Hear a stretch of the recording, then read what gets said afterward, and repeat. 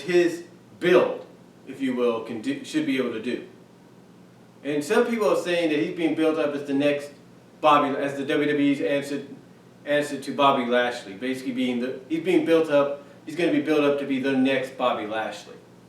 But a Bobby Lashley that's more agile in the ring, that could do things no one else can do. I mean, the way he ends this match is he ends it by doing a gorilla press, dropping Ty Dillinger, and then doing a standard moonsault right into it, almost immediately. Or something like that. So, sorry for the pause I was thinking, but something like that.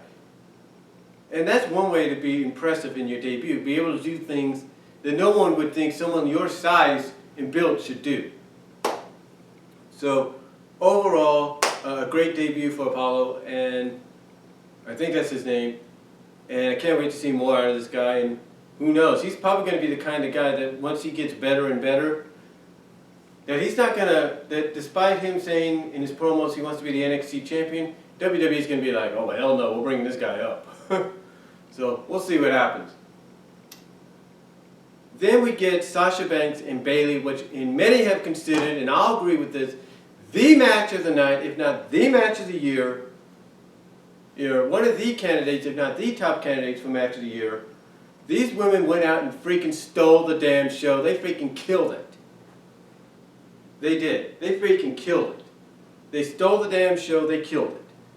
It was one of the best matches, women or men, that I've ever seen. And the storytelling in this match and the storytelling leading up to this match are matched up and meshed up perfectly. This is the way storytelling needs to be done. You need to have a good story behind it, and you need to have a match that, you know, you need to have a match that's worthy of that storytelling. And this did it. This match was worthy of this rivalry, of this storytelling, of this story, this rivalry, of this arc, if you will, between Bayley and Sasha. It was worthy of it because they were not only telling the story through the video packaging, they were telling the story through the match itself. I mean, you had Sasha berating Bayley, saying she doesn't belong, she's never going to be anything, da da da da da.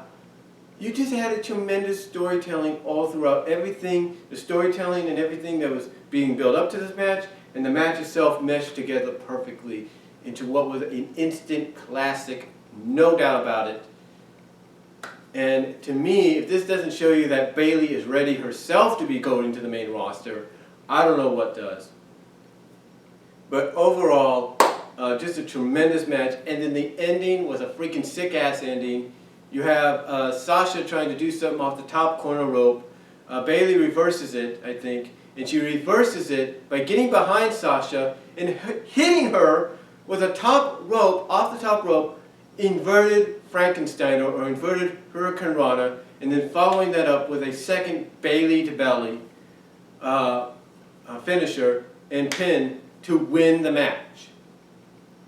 And there were other great moments in this as well. I mean, the storytelling, like I said, was tremendous. You had Sasha working on the hand and everything, the injured hand, even smashing it right between the steel steps and the ring. Just tremendous storytelling here. And then there was a moment in the match where it looks like Sasha was trying to put it into the bank statement or a semi-modified version of it, almost like a crossface. And then Bayley rolls out of it, but rolls it into a reversal like out of nowhere, which surprises everybody. It's like, where the heck did that come from? And then you had moves like Sasha doing her double stomp, or double knee stomp, if you will, into the chest, not from the middle rope, but she climbs out to the outside. She has Bayley strung up on the top corner, and then she does it from the top. And then if that's not all, she ends up doing a flying knee press, or hip press, if you will, right onto Bayley, trying to pin her and win the match. That doesn't work. I mean, just tremendous storytelling. The hype up to this match, and the storytelling in the match, and the match itself, all meshed up perfectly. It was just basically the perfect combination, and it paid off with a great finish. And Bayley ends up becoming your new NXT Women's Champion. I love the ending, how you had Sasha not Sasha, well, yeah, Sasha, but she was later on afterwards. But you had Becky and Charlotte come in and embrace Bayley, congratulate her. You had Sasha come in and hug her and embrace, kind of break a little kayfabe and show the full horseman sign. Just a tremendous match all the way around. And again, the perfect mesh of storytelling, you know, outside of the match, during the match and everything, just meshed together perfectly. This, to me, was the perfect example of how to do a story, This was the perfect match, I should say, perfect example of how to do storytelling and how to have a match that equals up to that storytelling, and as well as how that storytelling continues throughout the match. Just a tremendous example, and hopefully the main roster writers, creative team will take an example from that, or learn a lesson from that and go like, okay, maybe that's what we should do. But one can only hope. But just a tremendous match. The ending was great. And I can tell you this honestly. When Bayley gets called up, this whole Team PCB, Team Bella, Team Bad, this whole thing's going to come to an end, because when she gets called up, Charlotte and Becky are going to leave Team PCB, Sasha's going to leave Team Bad, and you're going to have the full horsewomen. I guarantee it.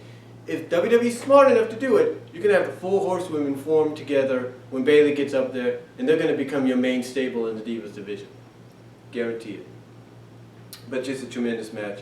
And then we get to the ladder match between Kevin Owens and Finn Balor. One of the best ladder matches I've seen in a while. Maybe, you know, and it had a decent use of ladders and everything, but maybe not as much as people were hoping. But they came into play when they had to. And it just worked out great for a tremendous match between the two. There were several moments where you thought, I mean, the storytelling here was good too, because you would have Owens telling Balor to stay down and everything, and he wouldn't. Just, again, just a tremendous match overall. Storytelling was good in this one. Not as good, I hate to say this, not as good as in the women's match, but still, it was decent. And again, like I said, you had a good use of ladders, maybe not as much as people would like, but they came into play when they needed to. And this, to me, was good because you're not overemphasizing the use of ladders as weapons. You're using them only when they need to be used. But overall, a decent match between Balor and Owens. Balor wins it by going to the top of the ladder, hitting the coup de grace, and then climbing back up to unhook the NXT title. And like I said, when there's storytelling in there, you can kind of tell at first how Balor's maybe a little hesitant at first about climbing, but he gets over it. You know, but he obviously gets over it during the match. And again, just a decent but tremendous match between the two to close out Takeover. And I love the entrance for Balor, the cologne thing and everything. It shows you that when he gets to the main roster, he may not want to be at the main roster right now, but when he gets there, he's going to be that next Phenom, Undertaker-like character. You could see it. So, the overall Takeover Brooklyn was, to me, one of the best shows WWE has put on in a long time, if not one of the best wrestling shows that have been put on in a long time. And whether you were at Ring of Honor's Field of Honor and you came home and watched NXT Takeover later on, or you were at GFW's show in Reno, Nevada, I think one thing you'll agree on, that despite what was put on in those shows, they got blown away by what was put on here. So, that's all I'm going to say. If you have not seen this yet, watch it. Either you got the network or you don't, find a way to watch this. You will enjoy it. And if I was to give it a rating, to paraphrase Ty Dillinger, I give it a perfect 10.